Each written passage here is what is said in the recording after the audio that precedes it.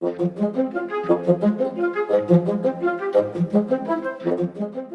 back to the IEA's podcast, Everything Energy. I'm Dan Hewitt. This week we're looking at what artificial intelligence means for the energy sector in 2026. Sometimes to understand the world around us, you have to follow the money. And right now, the money is heading towards AI. The sums are staggering. The capital expenditure of just 5 tech companies now exceeds global investment in oil and natural gas production. Last year, that figure stood at $400 billion, and this year it's expected to grow by 75%. So the money is clearly there for AI, but is the energy sector ready for what comes next? In April 2025, the IEA published a landmark analysis on the relationship between energy and AI. But the field is evolving so rapidly that new data has come to light and new questions need answering. Here to help us understand the situation right now are the lead authors of a new follow-up report, Thomas Spencer and Siddharth Singh. Okay, Siddharth Singh and Thomas Spencer, thanks for joining us today. Now, this is our second podcast on the relationship between energy and AI. So I think it's just worth reminding ourselves about the initial aims of the report and also why we're doing another podcast, why you've done another report so soon after the last one. Yeah, great to be with you, Dan. And it's a good starting question. You know, at the IEA, we have report series that we do every year, like the World Energy Outlook. But typically when we have thematic reports, they're more one-off, and we don't revisit the topic so soon afterwards. But in the case of AI, things are moving so quickly that we felt it was an important role for the IEA. You know, we pride ourselves on being ahead of the curve. An important role for us to come back and look again at this issue and see what has changed since the last time that we picked up on this topic in April last year. I mean, just to give you a couple of examples, a year ago, a typical AI use case might have been someone writing a text query into a chatbot. Now people are using AI for coding. AI is running long duration tasks in the background while people do something else, work on something else, come back 2 hours later and the task is finished. So the field itself is really moving incredibly quickly. And that, of course, has consequences for the energy sector, which we wanted to look at in this report. Okay, now let's start by unpacking some of the big themes, the big issues surrounding energy and AI, and think about whether they've changed or not. So, Sid, I want to ask you about investment, because one of the ways to measure the expansion of AI is to look at investment trends, and there are some extraordinary sums in this report. So talk us through them. Sure, Dan. So the technology sector is witnessing a historical build-out of physical infrastructure to cater to this boom of AI. So AI models, AI inference, which means the use of AI by people, the computations behind it takes place in data centers. And so that's what we track. And we find that the largest technology companies on earth, so what are called the hyperscalers and a couple of others, are spending over $700 billion in 2026 on their capital expenditure. This, of course, includes data centers, but also includes a couple of other things. But data centers are the primary driver of it. It was as high as $400 billion last year. So this number has been increasing rapidly and has been driven by data centers. In fact, we did a little back of the envelope calculation, and the total amount that was spent on the Apollo space program, this was a 10-year long investment that was made by NASA that put humans on the moon. That program cost less than the amount that was spent last year on data centers. So that's the volume of investments that we're talking about here. All right, now let's think about the efficiency of AI and how it's changed as opposed to this time last year. So how much energy does each AI query use today, and has it progressed in the way that you thought it would? There's no easy answer to this question, and this is because AI is not like apples or oranges. It's not a single good, right? There's different services that we call AI. I think the simplest answer to the question, though, is to say, what does a simple text query? That's what people are usually doing today when they think about AI. They're asking ChatGPT a question. what does this cost in terms of energy consumption? And the answer is surprisingly little. We estimate that it costs about 0.3 watt hours to ask a model like ChatGPT a simple text generation query. For people who don't immediately have an idea of what that means, it's about the same amount of energy as running a TV for the same amount of time that it takes ChatGPT to return your answer. That number has been improving extremely rapidly. So we say in the report that efficiency improvements in AI are moving faster than any other energy technology in history. And this is essentially happening in two ways. First of all, the hardware, so the chips that AI models are trained and run on, are getting more and more efficient.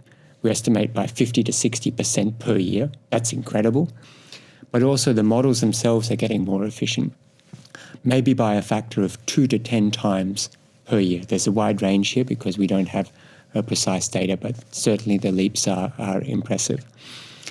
However, I said at the beginning, there's no single thing that is called AI. It's a variety of services. And some AI services are much, much more energy intensive.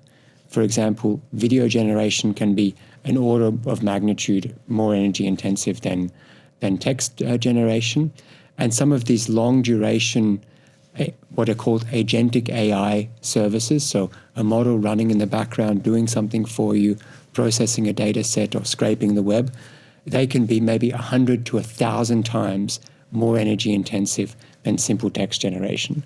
So what we have seen is incredible efficiency improvements, but at the same time, the development of more and more energy intensive AI modalities that are increasingly being used by people in their everyday. And that's why we project that energy demand for AI is going to continue to increase.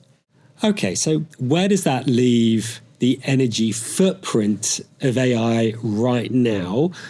Is it where we thought it was going to be this time last year? Last year, about 500 terawatt hours of electricity was consumed by all data centers globally, right? That's about 1.5% of all electricity consumption globally. Now, that might not sound like a lot, but in fact, data centers tend to cluster. That is, they tend to emerge around each other, and they often tend to emerge around cities, which are already big consumers of electricity. And so in those particular regions, it can be as high as 1/3 of the total electricity consumption of that particular city or that particular state, which is quite significant.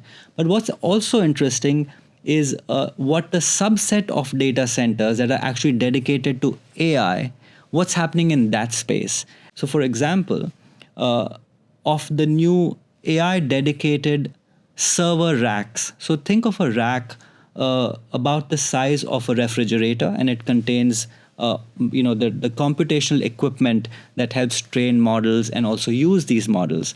This single server stack is on track to consume as much electricity as about 65 households as early as next year. So these are really small pieces of infrastructure that are consuming a lot of electricity very quickly. They also generate heat. They're as heavy as an SUV truck. So it's the subset of data centers that deal with AI that is currently driving electricity consumption growth. And even into the future, that is where the big chunk of the growth comes from. Just remind us if that energy footprint is progressing in the way that we thought it was when we put out the report last year. Indeed, it is. I think we are pretty proud of the fact that our updated numbers remain on track with what we had initially estimated in the first report. So we find that in 2025, electricity consumption from data centers as a whole grew at 17%, which is much faster than the 3% of the total global overall electricity consumption growth. So it's much faster than what everything else is growing. But also within it, it's the AI specific data centers that's driving that growth. In fact, these AI data centers saw their electricity consumption growth growing by 50% in this 1 year period. Okay, now let's think about the bottlenecks surrounding the expansion and rollout of AI. Are the bottlenecks roughly the ones that we thought we knew about, or have there been some new ones that we've spotted really to do with the scale of it and the amount of money that's been put into it right now? Bottlenecks that we saw coming last year have, if anything, gotten worse, and new ones have arisen. So last year we identified, for example, transformers and gas turbines as bottlenecks within the energy sector. Data centers require transformers to be connected to the grid, and many of them are powered by natural gas, which requires gas turbines if new power plants are to be built. So last year, for example, we saw global orders for natural gas turbines increase by an astonishing 70%. That puts total orders in 2025 at the highest ever level since the year 2000. If you order a gas turbine now, you have to wait 5 to 6 years to receive the equipment. In terms of grid connection timelines and the time that it takes to build new transmission lines, for example, we're still talking 5 to 6 years in many of the places that data centers are being built. I think what is unique about the IEA is that we look obviously at the energy sector, but we also look at the technology sector, because trends in the technology sector will determine also how big the impact of data centers are on the energy sector. And here we've seen new bottlenecks emerge, which are going to limit in the near term how many data centers can be built. One of these, for example, is manufacturing supply shortage for high bandwidth memory, which is needed in these really cutting edge data centers that are used to train and run AI models, and where memory supplies are sold out for the next 2 to 3 years, where inventories have collapsed down to 2 or 3 weeks, and where prices have grown fourfold. And so there's just not enough manufacturing capacity in the IT sector to support, more servers going into advanced AI data centers. And over the last year or so, there have been some profound disruptions to supply chains. What can we say about the impact of that on the rollout of AI, or is it too early to draw any conclusions? Well, we looked at the potential implications of what is currently happening in the Middle East, which is disrupting energy supply chains, and is also having knock-on effects to some of the key components that go into the manufacturing of the IT equipment for data centers. So one of these components, for example, is helium. So it's not as such an energy commodity, but it is a byproduct of natural gas production, and is critical in the manufacturing of the advanced chips that are going into data centers. And before the conflict in the Middle East, about 1/3 of global supplies of helium transited the Straits of Hormuz. So this is something that we need a bit more time to see how it will play out. Okay, now how has the energy sector itself responded to some of these challenges, some of these bottlenecks? What are some of the innovations we've seen from the sector? It's driving a whole range of innovations in terms of how data centers are connected to the grid and powered. So first of all, most data centers are connected to the grid, and most under development want to connect to the grid because it's extremely reliable and provides relatively low-cost electricity relative to the alternatives, which we can talk about. We estimate in the report that in the next few years, renewables power purchase agreements will cover about half of data center electricity consumption. And in the United States, it's even more pronounced. The tech sector is responsible for 65% of corporate procurement of renewables in the United States, so really helping to drive forward that sector in the United States. But the innovations extend also beyond renewables. So the tech sector is driving the nuclear sector. So we saw since the last report power purchase agreements for roughly 7 gigawatts of existing nuclear capacity be signed between utilities and the tech sector. That's helping to extend the lifetime of these facilities and to fund refurbishments to make sure that they can run longer with the necessary safety requirements. We're also seeing the data center sector push forward small modular reactors, which are a new kind of a nuclear power plant design, and the pipeline is even bigger. Last year, we tracked about 25 gigawatts of what we call conditional offtake agreements. So these are agreements that are conditional on the technology coming online because this is still an emerging technology. In our latest report, that 25 gigawatts has grown to 45 gigawatts of conditional offtake agreements, where essentially the tech sector is saying, if you build it, we will take the power. And that's providing a lot of pull for innovation in this technology. Okay, now AI offers huge opportunities for the energy sector. Now, Sid, do you think that right now the energy sector is making the most of that potential?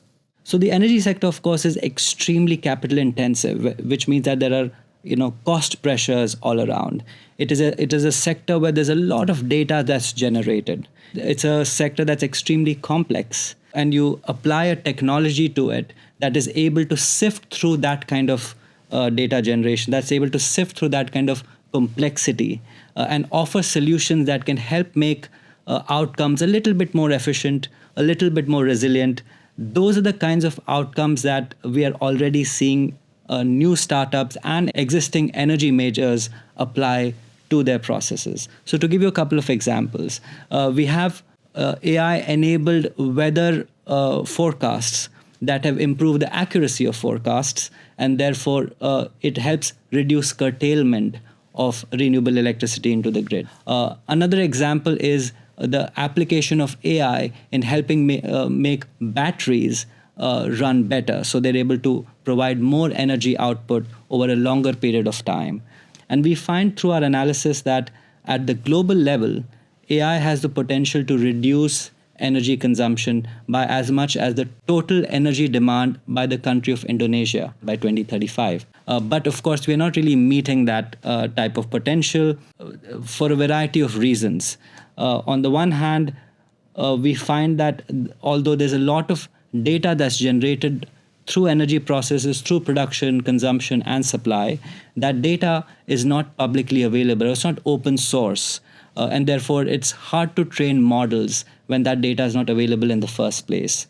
In addition to that, we conducted a survey of energy companies and found that the single biggest challenge that these technology companies and these energy companies face is a lack of AI skills. And of course, there are also regulatory challenges and policy challenges. This includes the lack of interoperability, which means that if your, say, washing machine is not talking to the grid, is not talking to the solar generator in real time, it won't know when to start operations and optimize on the generation of solar electricity, as an example. Okay, now there's a consumer angle to this as well. Some people might be wondering, if they live near a new data center, what could that mean for their energy prices? So what does the report tell us? Do more data centers necessarily mean higher energy prices? So Dan, we conducted a lot of research on this, and I wish I had a spicy answer for you, but I don't.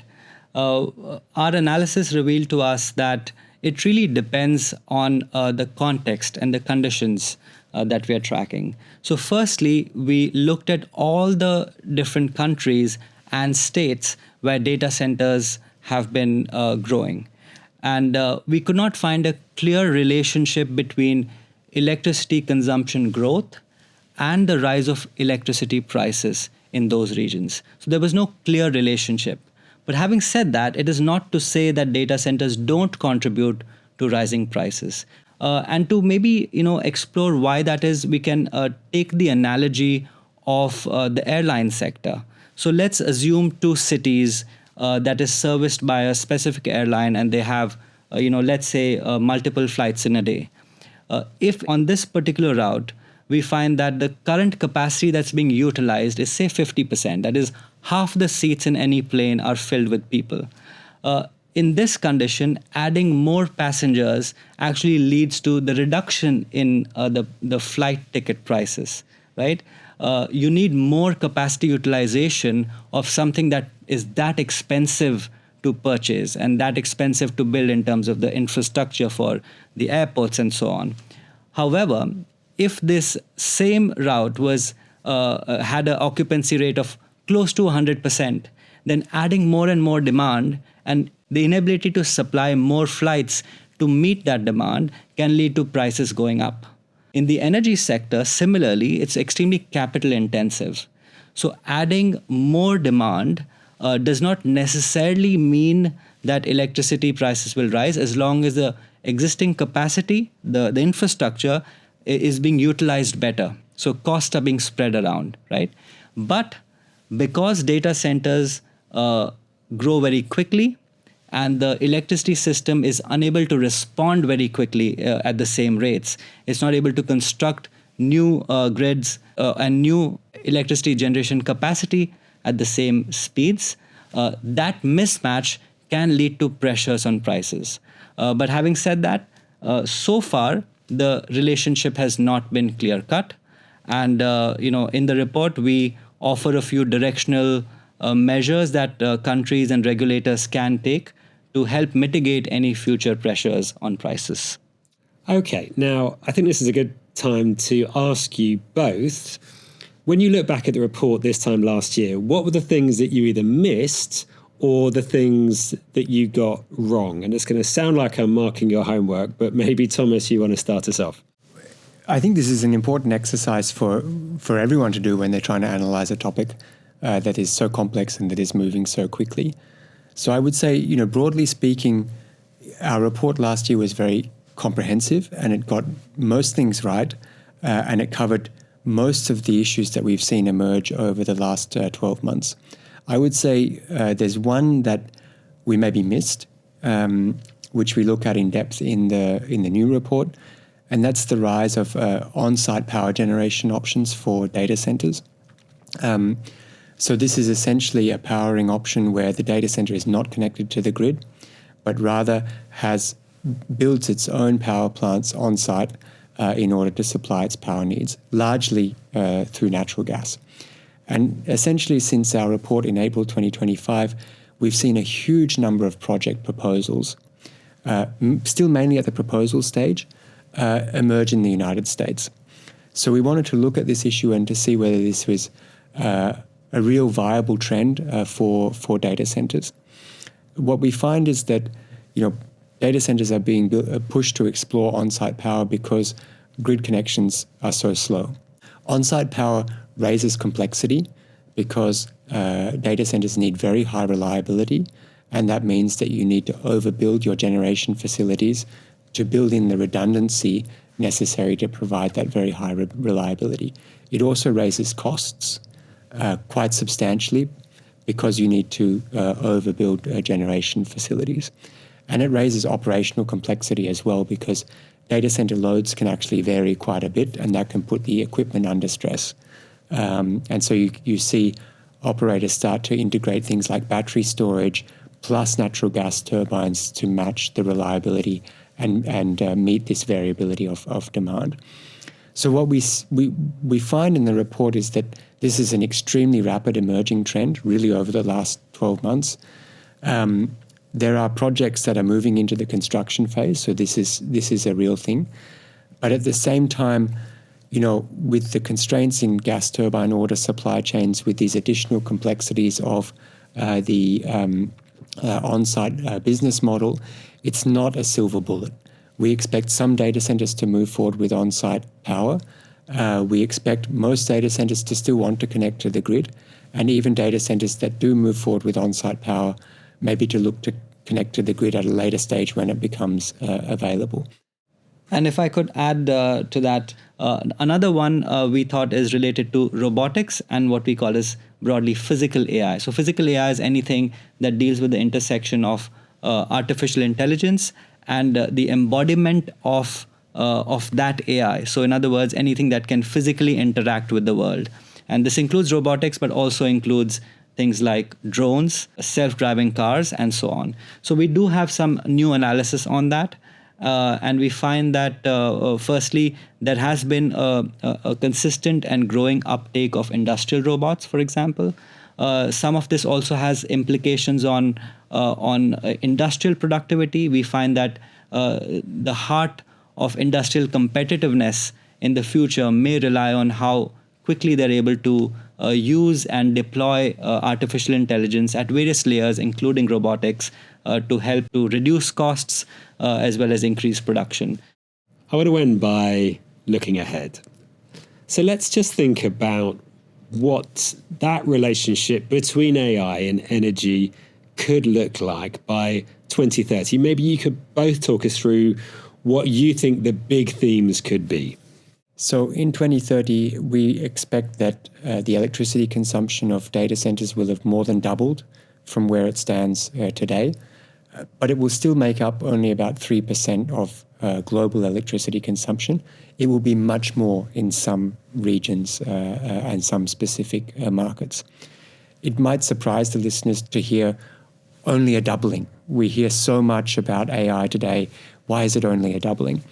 And here I come back to the bottlenecks. So we think that our projection for a doubling of the electricity consumption of data centers is really at the upper end of what today's supply chains can deliver, whether we talk about the IT equipment or whether we talk about the energy equipment and our grids and so on.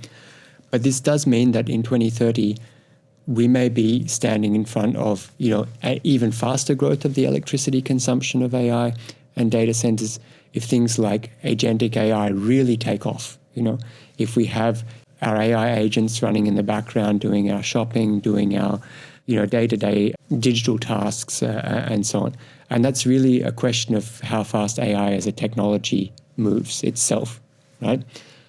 On the other hand, we may find that AI has become so much more efficient that we're starting to run more and more on our laptops and phones and really calling on data centers only for the really big models, for the very sophisticated tasks and so on. And that may mean that we may start to see a plateau in data center electricity consumption. Or we may see that, the tremendous investments that Sid mentioned at the beginning have run a bit ahead of monetization. And so there's a bit of a pullback in data center construction because they're so capital intensive, monetization was not able to keep up. Or we might see that monetization has kept up. And so, the outlook is for continued growth of electricity consumption from data centers. So all of this to say, we're faced with a really unique position in the energy sector today that the near term is fairly well constrained. We know roughly where things will be by 2030. The investments have been made, the projects have been announced, and many are already under construction. And there's just not the capacity to go much faster. But by 2030, we could be standing in front of a wide range of uncertainty. A question for Sid too. What might the future look like? The energy demand from AI or from data centers specifically has pretty much been baked in. This is infrastructure that is being constructed as we speak.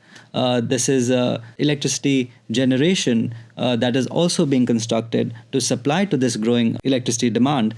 On the other hand, what's not baked in is the applications of AI in the energy sector. So, what we think of as more productive uses of AI across the economy to make it efficient, to make it resilient, to optimize outcomes, to make the energy system more innovative. We find that, for example, digital meters are actually a small subset of the total electricity meters that exist today. Similarly, connected appliances are only a very small fraction of the total available appliances. So while energy demand from data centers and AI has been baked in, what's not baked in is this potential to offset that increase. We find in our analysis that in fact, the energy reductions from AI can more than offset the total energy demand growth from now until 2035. But we really need to work towards overcoming those barriers and ensuring that we are able to make the best possible use of AI in the energy sector. Okay, Siddharth Singh and Thomas Spencer, thanks so much for coming in to talk to us today. Thank you very much. Thank you, Dan.